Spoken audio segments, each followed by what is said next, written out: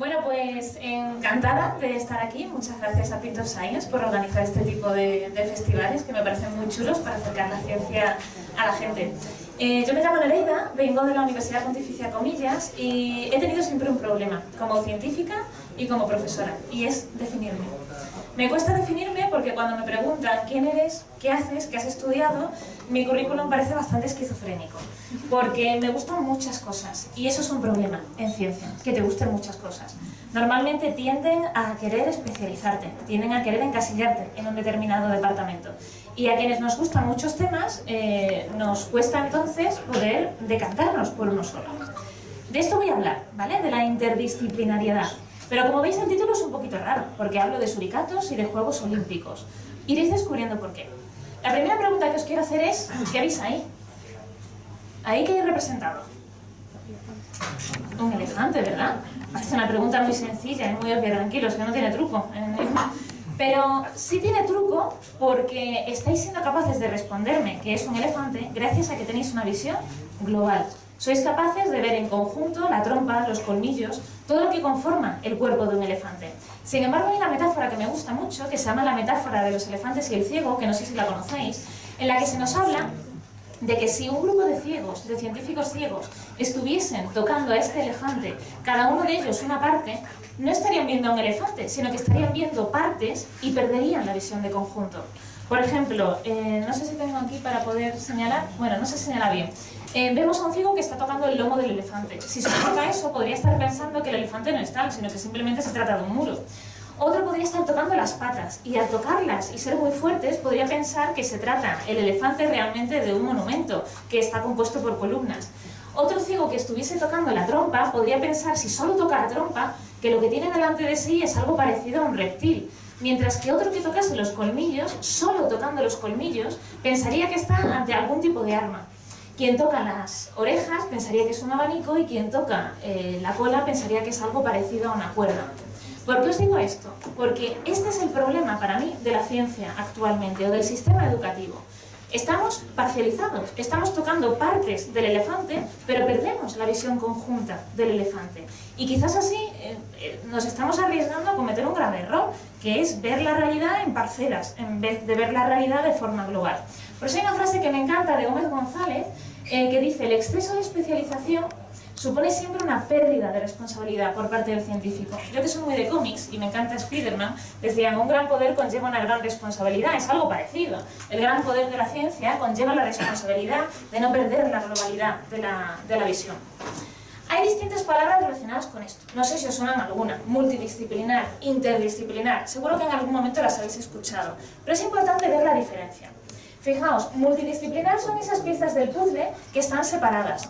Y cuando un equipo multidisciplinar estudia algo, realmente lo que hacen es varias disciplinas, varias personas que proceden de distintos campos, estudian una cosa, pero no hablan entre ellos, les falta comunicación. Un grupo interdisciplinar, la diferencia que tiene es que se juntan y hablan. Algo tan sencillo como eso, como juntarse y hablar. Eso es lo que hace un equipo interdisciplinar. Os voy a poner dos ejemplos de aspectos que hay en la realidad que se estudian de forma multidisciplinar o interdisciplinar. A ver cuál os gusta más. Fijaos, mis sensaciones, yo soy profe de psicología y de criminología, mi sensación es que cuando nosotros como profes damos clase de forma multidisciplinar. Por ejemplo, en psicología uno de los aspectos que se estudia es la atención. Y la atención se ve en varias asignaturas de la carrera. En una asignatura, por ejemplo, las que tienen que ver con neuro, se estudian las partes del cerebro, donde está la atención. Vale, pero es que en psicofarma se estudian los medicamentos, sin hacer demasiada alusión a lo que se ha visto en otras asignaturas como neuro. Pero luego hay otra asignatura que se llama atención como tal, donde se ven los distintos tipos de atención. Y en psicopatología, los déficits de atención. Pero son distintas asignaturas que están hablando de una misma cosa sin hablarlo de forma conjunta, sin hablarlo de forma real. Y cuando yo ejerza como psicólogo, ¿qué voy a tener delante de mí? ¿Un cerebro por una parte, unos medicamentos por otra y un paciente por otra? Ni mucho menos. Lo voy a ver todo en conjunto, en una única persona que se me va a presentar en mi consulta, en mi universidad, donde sea, y yo como profesional voy a tener que ser capaz de atender a todo ese conjunto. O si no soy capaz de atender a todo ese conjunto, contaré con otros compañeros, cada uno de ellos especializados en su área, en psicofarma, en neuro, pero que tendremos que ser capaces de hablar y de saber cuál va a ser la intervención de cada uno para poder ir todos juntos de la mano. Y actualmente, aunque la realidad no se presenta de forma especializada, la educación sí se da de forma especializada. Entonces se nos deja a los profes la capacidad, si es que queremos hacer uso de ella, de ofrecer el conocimiento integrado al alumno. O si no lo ofrecemos, es el alumno al que se le dice, oye, estudiate esto, y ya cuando la realidad se te presente de forma global, ya serás tú capaz de juntarlo si es que eres capaz.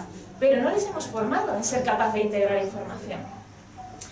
Un ejemplo bueno, no vamos a decir que todo es malo, pues por ejemplo, el trabajo que se hace en las cárceles, yo que he colaborado con distintas cárceles de aquí de Madrid, ese sí que es un trabajo interdisciplinar. El trabajo interdisciplinar significa que una misma cosa, en el caso de la cárcel, el caso de un interno, o sea, de una persona que se halla presa dentro de la cárcel, se trata desde distintas perspectivas. Se juntan, y esta foto es real, se juntan un educador, bueno, siempre en masculino y en femenino, ¿vale? Como sea, pero voy a, por simplificar, decirlo masculino. Un educador, un psicólogo, un trabajador social y un jurista, y juntos hablan del tema en cuestión. Sacamos a esta persona, le permitimos darle un permiso, el jurista comenta lo suyo, el trabajador social lo que ha trabajado con la persona y cómo son sus relaciones sociales fuera, el psicólogo lo que ha visto dentro de la cárcel. Este es un buen trabajo, porque cada uno está aportando su visión en un mismo momento y en conjunción con los demás profesionales sobre el tema que les atañe. Podemos decir entonces que si vemos un equipo de profesionales, donde hay muchos profesionales, ya podemos saber si están trabajando de forma multi o interdisciplinar, ni muchísimo menos. Os presento uno de los papers, de los artículos, en concreto el artículo donde se habló del bosón de Higgs, os sonará un poquito, tema física, tema química, ¿vale? Donde se presentó el bosón de Higgs, da igual que no sepamos qué es el bosón de Higgs. Lo importante es cuántos autores firmaban el artículo. 5.000 autores, más de 5.000 autores. Si nos descargamos el artículo, ocupa entre 9 y 13 páginas solo el nombre de los autores. ¿Podemos saber si estos autores trabajaban de forma multi o interdisciplinar solo por ver que son muchos? No. Tendríamos que preguntarle cómo han trabajado. Si han trabajado investigando el bosón de Higgs, hablando entre ellos, compartiendo información, diremos que es un equipo interdisciplinar. Si simplemente es una agregación de profesionales que se han puesto a hablar cada uno de lo suyo y el paper está no integrado, diremos que es un equipo multidisciplinar. La idea, por tanto, que parece mejor, es la de trabajar de forma interdisciplinar. Interesada por este tema, por la interdisciplinaridad, acabé leyendo sobre un antropólogo, este señor que veis aquí, Clifford Geertz, fallecido hace relativamente poco, que hablaba de una idea que me pareció muy curiosa. Él decía que las disciplinas científicas son como naciones, y cada persona que está adherida a una determinada disciplina es un patriota de esa disciplina. Esto no nos debe parecer tan extraño. Os voy a poner un ejemplo y quiero que me vayáis contestando, ¿vale? En una disciplina siempre hay líderes. Si yo hablo de medicina, pues un líder ya antiguo, pero bueno, que se nos puede ocurrir es Ramón y Cajal. Si yo hablo de primatología, que es una de mis disciplinas, uno de sus líderes es Josep Cal o Franz de Waal, dependiendo también de la escuela de doctrina donde nos vayamos. Pensemos ahora en una nación, por ejemplo en Estados Unidos. ¿Se os ocurre un líder de Estados Unidos? Bueno, sea mejor o peor, pero un nombre os viene a la cabeza, ¿verdad? Seguramente Donald Trump, el presidente. Las disciplinas también tienen símbolos o colores que las identifican. El color del birrete, el birrete es este casquito, ¿no?, que nos ponen, este gorro cuando nos doctoramos. O, por ejemplo, cuando nos hacemos la foto de la orla, que nos ponemos siempre aquí una banda que es de un determinado color. Amarillo, medicina; violeta, psicología; rojo, derecho. ¿Se os ocurre algún símbolo que identifique a una nación? La bandera, ¿verdad? En el caso de Estados Unidos sería la bandera con listas y estrellas. Las disciplinas también tienen lo que se denomina intrusismo profesional. ¿Cuántos psicólogos nos cabreamos cuando nos viene un coach y dice que va a hacer cosas que nosotros estamos haciendo? O terapeutas ocupacionales, o psiquiatras con psicólogos, que nos cabreamos mucho. O enfermeros con médicos, que también están todo el día cabreados. Hay muchas disciplinas que están enfadadas entre sí. ¿Por qué? Porque consideran que tienen una frontera del conocimiento, que su disciplina abarca desde aquí hasta aquí, y cualquier persona que se introduzca en ello, eso significa que es una invasión. Igual ocurre en las naciones. Las naciones también tienen fronteras, y cuando esas fronteras son sobrepasadas, se consideran invadidas. Por otra parte, las disciplinas tienen estos conflictos con otras, como le ocurre a algunos países. Yo que sé, Estados Unidos, bueno, ahora yo diría que está enfrentado con todos ellos, pero por poner un ejemplo, con México, con Irán más recientemente. Las disciplinas también se definen por sus metodologías. Unas utilizan, yo qué sé, métodos cuantitativos, otras utilizan métodos cualitativos. Y también nos cabreamos mucho cuando alguien nos viene de otra disciplina diciendo que ha estudiado lo mismo que nosotros, pero de otra manera. Y nosotros es como, perdona, que la manera apropiada es la mía, no la tuya. Eso ocurre también con las naciones. Las naciones tienen tradiciones, y las tradiciones y las formas de pensar son suyas propias, y las demás son vistas como raras o ajenas. Utilizamos un vocabulario propio, madre mía. Yo juntarme con un físico, que me he juntado con varios, hablamos en idiomas totalmente diferentes. Con un economista, que la psicología y la economía también a veces tienen formas de cruzarse. No los entendemos. Muchas veces ocurre eso con los países, tienen idiomas diferentes y no se entienden cuando hablan, si no se conoce un vocabulario común. Las disciplinas necesitan ayudas económicas. Tenemos aquí un PIB que, vamos, aquí en España nos están regalando un montón, sobra el dinero, ¿verdad? Ironía pura. Las naciones también tienen presupuestos. Y ambas, disciplinas y naciones, tienen distintas formas de entender el mundo. Visto esto, a mí me duele mucho, porque estamos de alguna manera, como seres humanos que somos, casi politizando la ciencia. Y politizando la ciencia no estamos consiguiendo esa interdisciplinariedad de la que hablaba antes, donde una ONU de la ciencia, por así decir, que la ONU también está politizada, pero un lugar de encuentro, de reunión entre disciplinas, donde ninguna sea la mejor, sino que todos estamos hablando cada uno desde nuestro punto de vista. La pregunta que yo me hice entonces, hace unos años, es: ¿tienen cabida en ciencia los no patriotas?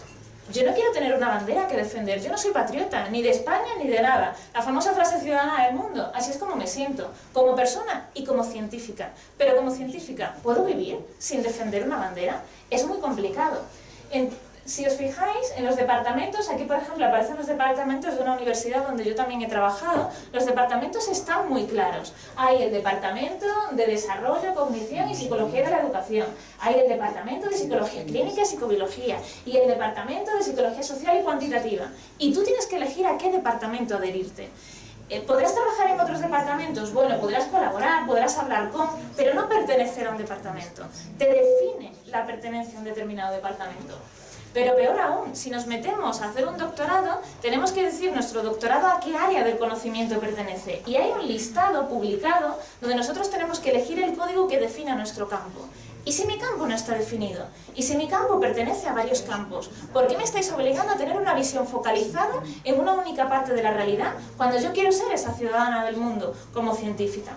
Y todavía peor, es que la ANECA, que es la Agencia Nacional de Calidad Educativa, que en resumen es un organismo que nos controla a los profes si somos buenos o no, y a las universidades si son buenas o no, con determinados criterios, también la ANECA nos obliga a nosotros definirnos como profesionales cuando nos van a evaluar. ¿De qué campo de conocimiento perteneces? ¿En cuál te encuentras tú definida? Entonces llegan a mí dos conceptos que no había escuchado antes, que son el transdisciplinar o el antidisciplinar. De lo que nos hablan estos términos es de que muchas veces hay un tema que nos interesa al cual queremos llegar desde distintos puntos de vista, y entonces se genera un espacio común entre tres disciplinas. ¿Y ese espacio común qué le pasa? Que necesita beber de tres metodologías diferentes, de tres vocabularios diferentes, de tres simbologías diferentes. Pero hay personas que son capaces de hacerlo y que no están enfadadas por el hecho de no estar bien definidas en un determinado departamento o en un determinado lugar. Sin embargo, no está preparado actualmente el sistema educativo ni el sistema de educación, de investigación, para acoger a estas personas. Yo me considero transdisciplinar y antidisciplinar, y por tanto tengo un problema, porque no sé qué hacer con mi vida. Cuando a mí me preguntan, ¿qué eres o a qué te dedicas? Pues madre mía, yo tengo que decir todas estas cosas, porque todas estas cosas me he dedicado en algún momento, he hecho cosas sobre ellas, me han interesado y he aplicado lo mejor de mí para poder estudiarlas. Por ejemplo, como carreras, yo hice psicología y criminología, pero no quiero que me definan esas carreras, porque también me gustan los estudios de literatura. Me he metido en temas de políticas de género sin comerlo ni beberlo, y ahora os contaré cómo. Me he metido también a estudiar temas de afasia ictus por un familiar que está afectado de este tema. He trabajado en la cárcel y me ha interesado la penitenciaría, y en ningún momento he dejado de prestar menos atención a cómo tenía que estudiarse en un campo o en otro. Pero todos estos me definen. ¿Qué tengo que decir en una entrevista de trabajo? Perdona, ¿qué eres? ¿Qué soy? ¿Qué he estudiado? Pues muchas cosas, sí, ya, bueno, muchas cosas, pero ¿cuáles? Cuando yo digo todo esto, mi currículum no convence, no cuadra, porque es como quien mucho abarca, poco aprieta, maestro de mucho o sabio de nada, me parece que es la expresión. Sin embargo, si os contase yo aquí, en vez de todo este rollo que os estoy contando, mi vida profesional ha ido teniendo sentido cómo se han ido agregando las determinadas disciplinas. Esto es lo que yo denomino mi sinuoso camino de la ciencia, y así es como he ido yo llegando de un tema a otro. Os voy a contar solo 2 ejemplos, ¿vale? Para tampoco hacer aquí una autobiografía. Mirad, hace bastante tiempo, antes de que yo eligiese mi tema de doctorado, llegó a mis manos un cómic de Batman. A mí me flipa Batman. Y no sé si conocéis un poquito la historia de Batman, pero Batman realmente es Bruce Wayne. Realmente en el mundo de la ficción Batman no existe, ojalá existiera este vengador. Y entonces Bruce Wayne lo que le ocurre es que cuando es muy pequeñito sale un día del cine con sus padres y matan a los padres. No os estoy desvelando nada porque esto aparece en el cómic número 1, ¿vale? Y entonces él decide convertirse en Batman diciendo esta frase: juro por los espíritus de la noche que vengaré sus muertes y pasaré el resto de mi vida capturando criminales, me parece, o en guerra con los criminales. A mí me llama mucho la atención de este cómic la palabra vengar. Hostia, este tío se quiere vengar. Y dice que va a convertir su vida, o sea, de repente hace un cambio de valores, un cambio de dedicación laboral y se va a dedicar a ser superhéroe. Ya bueno, me diréis, pero esto solo ocurre en los cómics. Pues resulta que no. Yo también he colaborado, como os he comentado, en cárceles. Y me ocurrió una vez que, hablando con un determinado interno, me dijo esta frase: Nereida, solo 102 días más. He estado esperando este momento desde hace 10 años. Esta persona llevaba 10 años en la cárcel y había estado pergeñando su venganza cuando saliese. Se consideraba inocente y por tanto era culpable una persona que había fuera. Y esa persona que había fuera era sobre la que quería vengarse, porque por su culpa él estaba dentro de la cárcel. Por tanto me decía, durante todo este tiempo, durante 10 años, he estado elaborando mi venganza y solo me quedan 102 días para llevarla a cabo, el día que yo salga. Yo no quiero sacar a este tío a la calle, porque madre mía, a ver qué es lo que va a hacer. Pero era la idea de la venganza. O sea que hay gente, al modo de Batman, que efectivamente puede dedicar su vida a hacer efectiva una idea de venganza. Mientras estaba leyendo este cómic y mientras colaboraba en la cárcel, en la Biblioteca Nacional de aquí de Madrid, vino esta señora que veis aquí representada, que es Jane Goodall. No sé si os suena. Jane Goodall, si habéis visto Los Simpson, es esa loca que aparece con chimpancés que roban diamantes, pero no es esa la realidad, ¿vale? Jane Goodall ha hecho muy bien por la ciencia y Jane Goodall nos ha acercado al mundo de la primatología y de la etología. Yo entonces estaba leyendo el libro de Darwin sobre la evolución de las especies y cuando vino Jane Goodall me pareció el momento ideal para poder verla y que se hiciese realidad mi sueño de conocer a una persona que trabajaba con primates. Entonces pensé, ¿y si junto estos 3 temas? ¿Y si junto la psicología, mi afán por la literatura, la criminología que he estudiado y la etología e intento estudiar la venganza? Pero si voy a estudiar la venganza tengo que conocerla desde el principio, y el principio es su origen filogenético. ¿Y si estudio el origen filogenético de la venganza? ¿Somos nosotros los humanos los únicos animales que nos vengamos? ¿O hay otros animales que también pueden vengarse? ¿Qué animal se parece más a nosotros y del que se sacan normalmente conclusiones acerca de la evolución? El chimpancé. ¿Por qué no hago estudios comparativos entre chimpancé y niños acerca de venganza? Abro paréntesis, siempre de manera ética, no sufrió nadie, ni chimpancés ni humanos, ¿vale? Ya os contaría yo cómo se hizo, pero no es momento ahora ni foro. En cualquier caso, lo que hice fue juntar estos 3 temas. El problema que me he encontrado juntando estos 3 temas es que cuando termino, tengo un doctorado que en un bar causa furor, porque la gente, hostia, venganza, chimpancés, ¿y cómo lo haces? Y siempre soy la estrella de todas las reuniones y puedo estar hablando durante 1 hora. Ya pongo el piloto automático porque me lo han preguntado muchas veces y voy casi adelantándome a las preguntas que me van a hacer. El problema me lo encuentro cuando llego a la universidad o cuando busco trabajo, porque me dicen, ¿para qué te sirve esto? ¿Tú en qué disciplina estás entonces? ¿En biología? ¿En zoología? ¿En psicología? ¿En qué departamento te metemos? Y enseguida se genera como un miedo de esta rara, a ver qué se hace con ella. Cuando realmente lo que yo he hecho ha sido intentar aunar 3 disciplinas en un único estudio. Y no veo que sea nada malo, sino que he aportado un conocimiento haciendo distintos experimentos. Aquí veis, por ejemplo, nosotros presentándonos delante de chimpancés, o aquí por ejemplo con niños, todos aparecen felices, veis que no he hecho daño a nadie, y los estudios han resultado ser muy interesantes. Incluso hemos podido publicar en revistas de prestigio, como por ejemplo el Journal of Experimental Child Psychology o Nature Human Behavior. O sea, que menos mal que al menos ahí fuera hay algunos journals que nos permiten publicar a las personas que estamos interesadas en varios temas y no nos dicen que solo tenemos que proceder de una determinada disciplina. Me pasó también otra cosa, trabajando en un zoo, yo estuve trabajando en un zoo y también hice visitas a Tanzania para poder explorar el comportamiento de chimpancés, tanto en libertad como no en libertad. Y cuando yo iba de camino a los chimpancés siempre me encontraba el grupete de suricatos, que me parecían muy monos. Son los Timón, de Timón y Pumba, del Rey León, ¿verdad? Aquí los veis.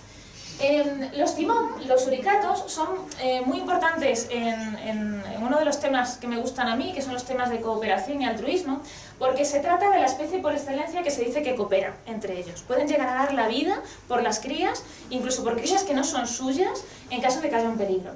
Y entonces pensé, bueno, pues serán muy prosociales, o sea, compartirán comida, serán muy amables, muy generosos entre ellos. Imagino que esto se habrá estudiado. Búsqueda, bases de datos, no hay ningún estudio sobre esto. ¿En serio voy a ser yo la primera que haga un estudio sobre este tema? Si supuestamente en todos los libros de texto se sabe que los suricatos son súper prosociales. No hay nada publicado, pues vamos allá. Y aquí me veis haciendo el experimento. Como veis, disfrutaron, no hubo nada de daño, incluso se quedaban dormidos mientras hacían el experimento, o sea que vamos, más relajado imposible. Si os lo cuento muy rápido, teníamos dos condiciones. En una de ellas, veis que teníamos un aparatito como de madera y un prisma de cristal. En uno de ellos se podía subir un suricato a una estantería, pero al otro lado no se podía subir ninguno, y en otro se podían subir dos suricatos al mismo tiempo. Esta primera condición, donde solo había uno, era el entrenamiento, que aprendiesen a manejar el aparatito, y la siguiente era ya la condición experimental. ¿Y qué era lo que hacíamos? Queríamos ver en distintas situaciones si tiraban de las cuerdecitas para mover las bandejas y mover gusanos, que es la comida que a ellos les gusta, hacia ellos o hacia los demás. Fijaos, en la primera, en la del entrenamiento, si tiraban de la cuerda se desplazaba cada bandeja hacia un lado y entonces si tiraba el suricato tenía comida. Lo que esperábamos era que tirasen de la cuerda, obviamente no es tonto, si quiere comer tiene que tirar de la cuerda. En otra de las condiciones lo que hacíamos era no poner comida de su parte y sí poner comida en la otra parte, de manera que al tirar se desplazaba el gusanito hacia el otro lado. Pero si os acordáis, en las condiciones de entrenamiento no solo podía haber un suricato en una parte, en la parte desde donde se tira, con lo cual lo que esperábamos era que no tirase ahí, porque si no, no podrían acceder a coger el gusanito, puesto que en la otra parte no había ninguna estantería para subirse. En las condiciones experimentales, la idea seguía siendo la misma. Uno de los suricatos era el que podía tirar y desplazar las dos bandejas, y en este caso sí que había estanterías para que se pudiesen poner suricatos uno a cada parte. En la condición de prosocialidad, esperábamos que tirasen. ¿Por qué? Porque ellos se quedan con un gusano y de paso regalan un gusano al compañero. Lo interesante era saber qué harían en la otra condición. Cuando en la otra condición hay un suricato en la otra parte, yo tiraré de la cuerda aunque yo no obtenga nada porque sé que tú vas a obtener un gusano. Si soy prosocial, supuestamente tengo que hacerlo. Si soy súper generoso, como esta especie supuestamente es, tendría que hacerlo. Bueno, pues simplemente nos pusimos a hacer el experimento. Estos son los resultados. Si veis, en la habituación era simplemente una condición donde veíamos si se acercaban al aparato, si no le daba miedo. Tiraron muchas veces, este es el porcentaje de veces que tiran de la cuerda. En el entrenamiento, arriba veis lo que esperábamos que hicieran y abajo lo que hicieron. En el entrenamiento tenían que tirar y tiraron de la cuerda, genial, vamos bien. En el entrenamiento donde ellos no obtenían comida no debían tirar y efectivamente, aunque tiraron un poquito, no fue suficientemente significativo, con lo cual estamos contentos, han entendido el experimento. Incluso si comparamos estas dos condiciones hay diferencias significativas, han entendido cuándo hay que tirar y cuándo no hay que tirar. Pero ¿qué ocurre cuando vamos a la parte experimental? En la parte experimental, en la condición de prosocialidad, tiran. Pero bueno, aquí todavía pueden ser egoístas, porque ellos están quedando con un gusanito y están regalando otro. ¿Qué pasa en la siguiente? En la siguiente resulta que tiran, pero no de manera significativa si lo comparamos con las condiciones previas, y esto se me ha changado aquí, en las condiciones previas donde ellos estaban solos. Fijaos que el porcentaje de tirar en esta y en esta son muy parecidas, pero en esta cuando están solos y en esa cuando tienen otro suricato también es parecida. Por tanto, eso significa que no están teniendo en cuenta que tengan a otro suricato delante de ellos para darle comida, sino que simplemente tiran porque en el entrenamiento, cuando estaban solos, también tiraban. ¿Por qué os cuento todo este rollo? Porque esto causa un problema muy grave en ciencia. Y es que la especie que en todos los manuales aparecía que es muy prosocial, resulta que no lo es. Y entonces yo me vuelvo loca, porque digo, ¿cómo voy a publicar esto? ¿Cómo voy a decir que lo que siempre se ha creído que es de una manera, resulta que no lo es? ¿Y qué explicación voy a dar? ¿Serán mis métodos? ¿Lo habré hecho mal? ¿Me habré equivocado? Bueno, pues me cojo los vídeos y como haría todo buen científico, hasta las 3 de la madrugada, en vez de salir de fiesta, me quedo en mi casa mirando los vídeos para ver qué leches ha pasado que he hecho mal. Y entonces se me ocurre pensar que como hay una suricata que cada vez aparece más gordita en los vídeos, esa suricata puede que esté embarazada. Y puede que el hecho de estar embarazada esté haciendo que haya algo en el ambiente que esté afectando el comportamiento. Algo en el ambiente que yo como humana, no soy capaz de percibir, pero que esos animales, dentro de su Umwelt, que esta palabra significa cómo perciben el mundo, dentro de su Umwelt sí son capaces de percibir. Por ejemplo, las hormonas. Entonces empieza a buscar y efectivamente los suricatos se rigen mucho por las hormonas. De hecho, marcan el territorio, bien a través de algo parecido a la orina, o bien con unas glándulas que tienen cerca de las mejillas para marcar el territorio. Y me pregunto, ¿y si lo que estaba ocurriendo era que mientras estaba embarazada la tipa, mientras estaba embarazada una de las suricatas, no estaba expeliendo ningún tipo de hormona que favorece la prosocialidad? Pero justo cuando yo termino el experimento, que es cuando da a luz la suricato, si yo hubiese repetido el experimento, sí hubiese esta suricato expelido estas hormonas que favorecen la prosocialidad para que, en definitiva, algo egoísta, para que protejan a sus crías, y hubiesen cambiado los resultados. Entonces empiezo a pensar, realmente lo que pasa es que tengo que estudiar cosas que yo creía que estaban que yo no me había dado cuenta que estaban presentes, pero que quizá estaban presentes. Tengo que estudiar hormonas. Problema, son un poco rollo. Yo nunca me he dedicado a estudiar esto, pero madre mía, ¿quién me mete a mí ahora a coger un manual? Tengo que buscar, estudiar este tema de una manera que me guste y que me active. Entonces me acuerdo, no sé si os sonará a vosotros, que a lo largo de los Juegos Olímpicos ha habido problemas con el tema de las hormonas. Mujeres que han sido consideradas hombres porque tenían más hormonas masculinas, mujeres que... Bueno, la regulación sobre las hormonas ha sido muy importante en el tema de los Juegos Olímpicos. 3 de la madrugada, escribo un mail desesperada a una mujer española que había participado en los Juegos Olímpicos y había sido echada para atrás por culpa de haber sido considerada hombre, cuando ella, 30 años después, pudo demostrar que simplemente tenía XY como cromosomas, pero tenía un síndrome que hacía que todas aquellas hormonas relacionadas con lo masculino se quedasen inhibidas. Por tanto, aunque cromosómicamente parecía un hombre, se expresaba como una mujer. Esto le había supuesto un problema a los Juegos Olímpicos. La habían obligado a no poder participar como mujer. Pero ella, pasado el tiempo, había conseguido demostrar que las hormonas podían tener una influencia. En este caso, un síndrome podía dar lugar a que ella fuese mujer y pudiese haber participado como mujer. 3 de la mañana escribo un mail. 3 de la mañana esta mujer está despierta y me contesta el mail. Y me dice, Nereida, tenemos que hablar. Bueno, pues hagamos un Skype, ella en pijama, yo en pijama, y de repente descubrimos una historia de amor científico donde ella me cuenta, Nereida, era el año 2016, van a ser los Juegos Olímpicos de Río de Janeiro y tenemos un problema en el Comité Olímpico Internacional. Y es que tenemos que saber cómo regular el tema de las hormonas con los Juegos Olímpicos. ¿Dejamos participar a gente que tenga niveles hormonales masculinos aunque sean mujeres? ¿Cómo hacemos con esto? ¿Por qué no nos juntamos, tú con lo que tú sabes sobre comportamiento y hormonas, yo como deportista con lo que sé que pueden influir las hormonas en las actividades deportivas, y juntamos a Eric Vilay, que le veis ahí en su departamento, que es un urólogo y además epigenetista que sabe del análisis de hormonas? Y de repente, y esto parece un chiste, nos juntamos una primatóloga con una saltadora de vallas y con un urólogo para escribir juntos un artículo. ¿Quién me habría dicho a mí que esto sería posible alguna vez? Una tía que fue acusada de ser un hombre, un tío que se le considera el máster del sexo, porque ha hecho un montón de estudios sobre esto, y una que se da un beso a través del cristal con un chimpancé. Bueno, pues salió una colaboración preciosa de esto, que además pudimos publicar en uno de los journals de más prestigio a nivel médico, donde hacíamos toda una reflexión acerca de la importancia de las hormonas desde 3 distintos puntos de vista. Esto es un ejemplo de interdisciplinariedad, me atrevería más, de transdisciplinariedad, donde 3 personas con sus 3 métodos diferentes intentan abarcar el tema sin estar enfadados y cada uno aportando una visión totalmente diferente y una visión global al final del fenómeno. Voy terminando. ¿Cómo está el tema del inter, multi y transdisciplinariedad en España o en el mundo? Pues fijaos, es muy curioso ver cómo ha ido evolucionando el sistema universitario y científico. Vemos que en los años de las posguerras, bien de la Primera Guerra Mundial, bien de la Segunda Guerra Mundial, hay muchísimo miedo porque se equivoca ideología con ciencia. Y entonces hay una necesidad de unificar la ciencia, todos vamos a una. Establezcamos un método para diferenciar lo que es ciencia de lo que es politiqueo.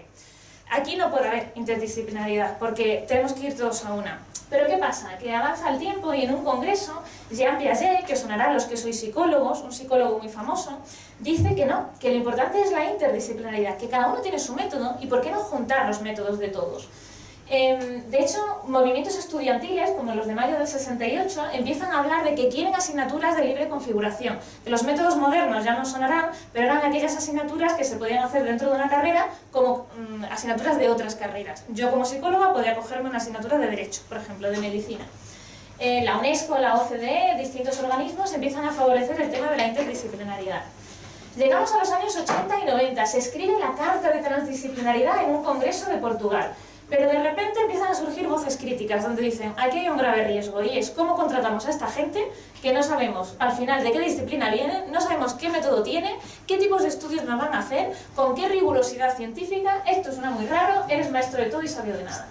A día de hoy entonces, ¿qué podemos hacer? ¿Cómo queda la situación? Yo traigo 4 propuestas, no sé si son alocadas o tienen sentido o no, pero a mí me convence y pretendo convenceros de que también os gusten.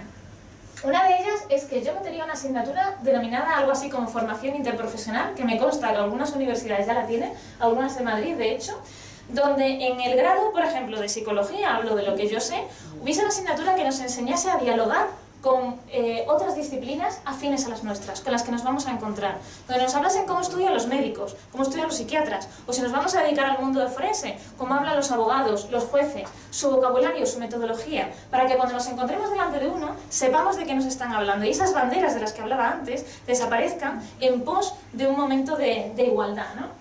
Me gustaría también que existiesen departamentos inter- y transdisciplinares, donde hubiese reuniones donde cada uno, ¡qué locura!, hablase de lo que está haciendo para ver si despierta el interés en otras disciplinas y puede recibir visiones diferentes que no se le había ocurrido de su mismo fenómeno.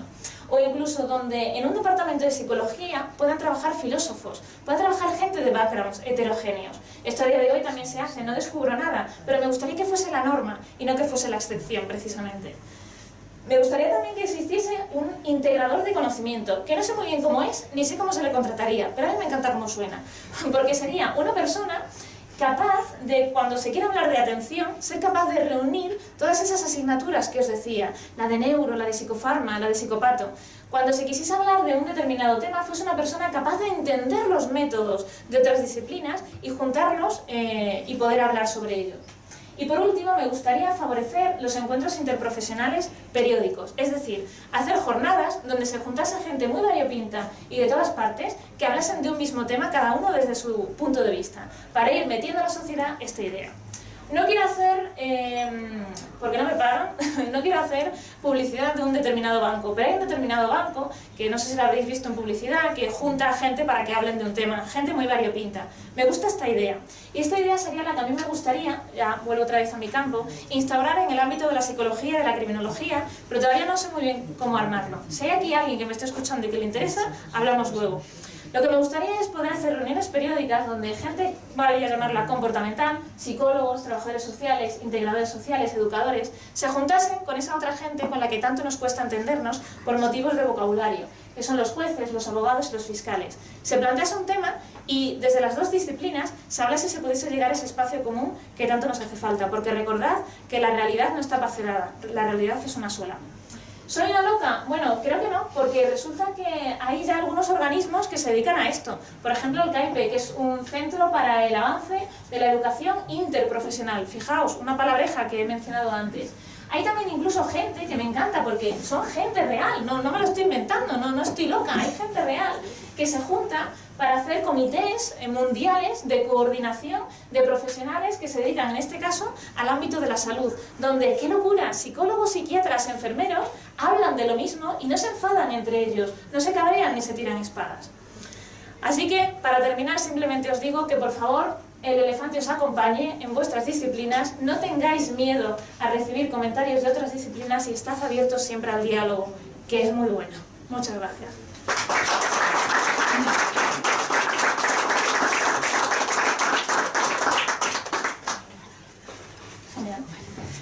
Bueno, pues abrimos ahora una ronda de 10-15 minutillos de preguntas, ¿vale? Para que podáis trasladarle alguna duda que tengáis o hacerle alguna proposición.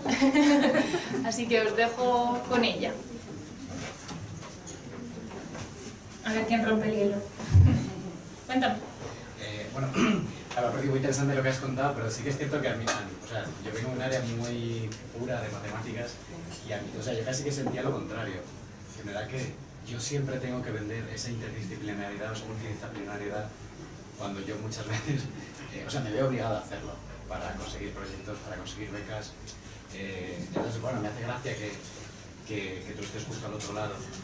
Sí, esto que comenta el compañero es verdad. No sé si todos procedemos del ámbito universitario, pero para aquellos que no, hay una cosa muy horrible que se llama proyectos del Ministerio y proyectos europeos, que son convocatorias donde pedimos los investigadores dinero para que nos dejen hacer nuestras cosas. Y tenemos que rellenar aplicaciones que serían, bueno, tenemos que rellenar documentos donde muchas veces tenemos que defender que aquello a lo que nos vamos a dedicar es algo que interesa a mucha gente, no solo a la gente de nuestro campo. Pero no sé si tú tendrás la misma sensación que tienes que convencer, en el sentido de que al final te tienes que inventar cosas para lo que sirve lo tuyo. Imagínate que tú quieres hablar de una determinada ecuación y te pones a pensar en tu casa y dices, bueno, esta ecuación realmente va a descubrir el mundo de la historia porque si se aplica a los movimientos sociales va... Pero luego eso, con perdón, y ojalá me digas que sí, eso se lleva a término. No, o sea, yo precisamente voy ahí, o sea, que mientras que tú lo que te gustaría que eso creciera más, en mi caso es como que me gustaría que me dejaran de pedir ese tipo de cosas, porque no vale para todos. O sea, mi punto de vista es como que no vale para todos. O sea, yo estoy súper a favor de todo lo que has contado. Pero que en matemáticas puedes favorecer a un montón, puedes trabajar con un montón de áreas. Pero que en mi caso, lo mío es muy teórico, muy puro, a veces... Tranquilo que no estoy en contra de ti, ten en cuenta que soy no patriota, así que no pasa absolutamente nada. Bueno, pero bueno, nada, era solo por comentar esa que me ha hecho gracia. Sí, pero a mí sí me parece interesante lo que dices de que es verdad que en algunos campos tenemos que avanzar en el campo concreto y puede que no necesitemos a otros profesionales. Yo tampoco quiero con esto estar diciendo que hay que obligar a que siempre tiene que haber 3 personas diferentes y si no es una mierda de estudio. No estoy diciendo eso ni muchísimo menos. Pero sí me da la sensación, al menos en mi experiencia personal, que cuantas más visiones entren, más crece la idea. Porque hay cosas que no se te ocurren, porque tú vienes con tu vocabulario y tu mente, ¿no? Pero sí. Pero es que lo mismo pasa cuando haces ciencias. Yo hago astronomía. Y estás dentro de un área y haces un área en específica y puede ser que tu compañero que hace algo completamente diferente te dé la idea precisa para que consiga lo que estás haciendo y su área no es exactamente la misma que la tuya. O sea que no necesariamente tienes que ser disciplinas diferentes, puede ser la misma disciplina en diferentes áreas. Perfectamente. ¿Y cómo se consigue eso? Con algo tan sencillo como hablar. Exacto. Hablando. Fijaos, yo, uno de los centros donde me formé es el Instituto Max Planck de Antropología Evolutiva y eso era genial. Esa para mí es una de las mejores ideas de ciencia que existen, porque lo que hacíamos era juntarnos. Habíamos quedado para leer un artículo, esas son las cosas frikis que hacemos, unos quedan para tomar cerveza, nosotros quedamos para leer un artículo, también de vez en cuando se colaba alguna cerveza y simplemente hablábamos. Hablaba el filósofo, el biólogo, el psicólogo o dentro de los propios psicólogos los que tenían una visión o tenían otra. Simplemente juntarnos y hablar. Y eso es algo que parece así dicho muy sencillo, pero que no es la dinámica habitual, al menos con la que yo me he encontrado. Quizás yo no me he movido por los círculos donde debería moverme y el problema es mío. Ojalá fuese eso, que yo fuese la equivocada y no fuese el sistema el equivocado. Mi sensación es que el sistema no favorece ese tipo de diálogos. Lo que pasa es que también, desde mi punto de vista, ¿no? Depende del instituto donde estés. Porque por supuesto el Plan o otro tipo de institutos promueven ese tipo de actividades, simplemente una reunión para discutir un artículo entre todo el mundo. En los institutos donde yo estaba es exactamente lo mismo, pero no sé si en las universidades, cuando tú estás formando a alguien, no fomentas ese tipo de actividades. Esa es la diferencia. Y yo me pregunto, si no se fomenta, ¿por qué no se fomenta? ¿Qué es lo que hay detrás? Ahí, entonces, se me ocurrían muchas cosas, digo, es miedo disciplinar, ¿no? De esto es lo mío y a ver si me voy a juntar con otra gente y se va a desdibujar lo mío. Vuelvo a la psicología nos ha costado un montón ser reconocida como ciencia. Y todavía hay algunos que la parte social no la comprenden y no tal. Imagínate si ahora me junto con sociólogos o con gente más de humanidades puras, madre mía, voy a tener otra vez el problema de tener que volver a defender que soy una ciencia. Yo creo que los miedos, que son muy humanos, configuran al final la realidad científica que tenemos, porque la ciencia la hacemos humanos y los humanos tenemos miedo. No sé.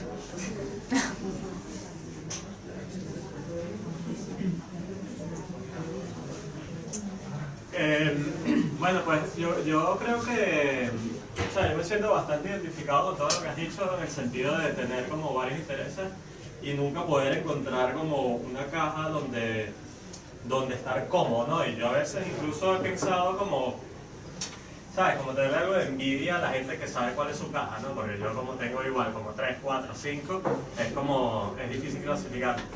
Pero igual también pienso como en las posibilidades de la interdisciplinariedad en general, y yo soy de formación, soy economista, entonces pienso tal vez que el origen puede estar más allá del tema del miedo que puede existir, oye, con una idea económica básica que es pues, la división del trabajo, ¿no?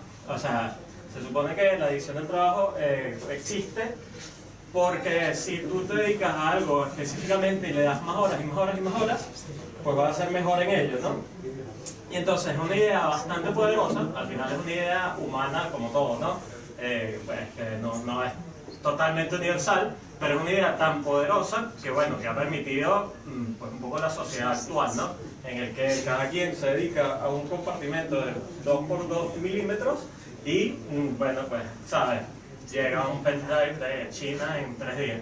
Pero sí es verdad que a veces hace falta como una visión global de conjunto, y creo que de ahí la pregunta pasa, o sea, traspasa un poco incluso las barreras de la ciencia y empieza a tocar las barreras incluso como de la filosofía y de para qué existe la ciencia, ¿no? O sea, como es un saber por saber, es algo que debe tener un fin final o no, y creo que es una pregunta al final filosófica, porque abarca, o sea, la filosofía, pues el origen de la filosofía es una vocación pues totalmente global, es exactamente como lo contrario de la ciencia, es como un entender casi que por qué estamos aquí, por qué hacemos lo que hacemos.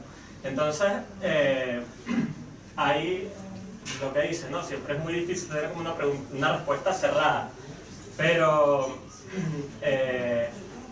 a mí me gustaría encontrar en el mundo práctico un poco más de esa necesidad de tener una perspectiva global de las cosas y menos del área específica que te permite hacer cosas, sí, pero qué proyectos podemos hacer que de repente pues vayan más allá y también haya tal vez una división del trabajo, eso que dices, ¿no? Ese especialista en integración de conocimiento que será una paradoja, el especialista de la globalidad, precisamente. Sí, pero tal vez hace falta, ¿no? Sí, es muy interesante lo que dices, porque yo también pensaba de camino aquí en la charla que si yo, por ejemplo, tuviese un tumor muy específico en el ojo, vamos a poner, yo quería al especialista. Yo quiero al tío que se ha dedicado los últimos 10 años de su vida solo a operar ese tipo de tumor.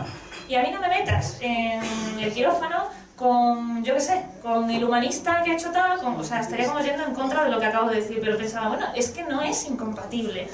Que haya especialistas está bien, pero que haya integradores de conocimiento o que se junten para poder hablar de una forma transdisciplinar también está bien. O sea, con esto, charla, no quiero ahogar ni aniquilar la necesidad de especialidad, ni mucho menos, pero obviamente estoy de acuerdo contigo con esa necesidad de por qué no juntarnos y hablar. Al fin y al cabo, el concepto de Umwelt que he dicho antes, para mí es una palabra importantísima que descubrí cuando estuve en Alemania. Umwelt, lo adelantaba antes un poco, es la manera que tenemos de entender, bueno, de percibir y actuar en el mundo.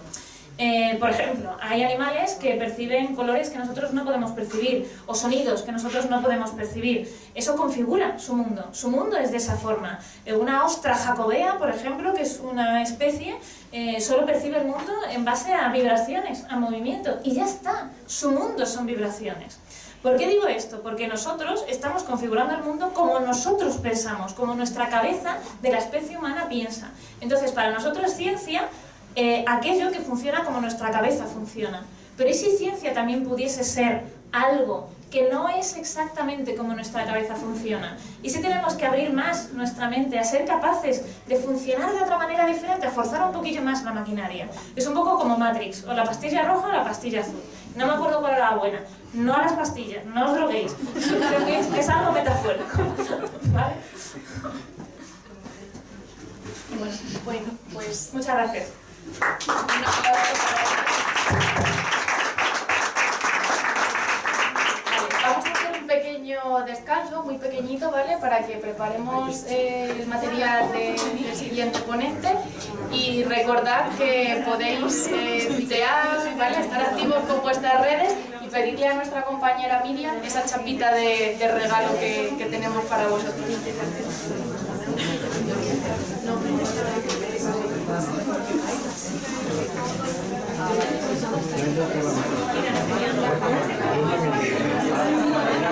No.